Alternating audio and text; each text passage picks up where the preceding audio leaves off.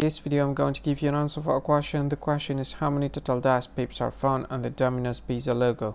How many total dice pips are found on Domino's Pizza logo? Now I'll give you the answer for the question, and the correct answer for the question is 3. So that is the answer for the question 3.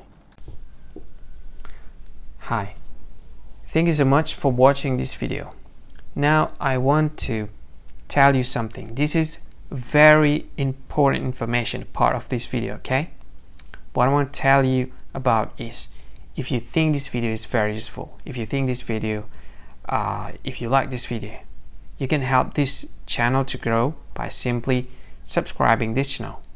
What you can do is just click this with red subscribe button that has a YouTube icon in it. You can do that to help us to grow.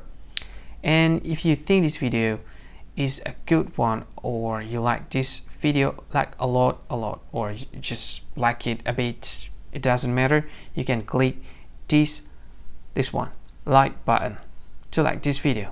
And if you think this video is not really cool, not really awesome, or you just don't like this video a lot, you can just go ahead, click dislike button, this one.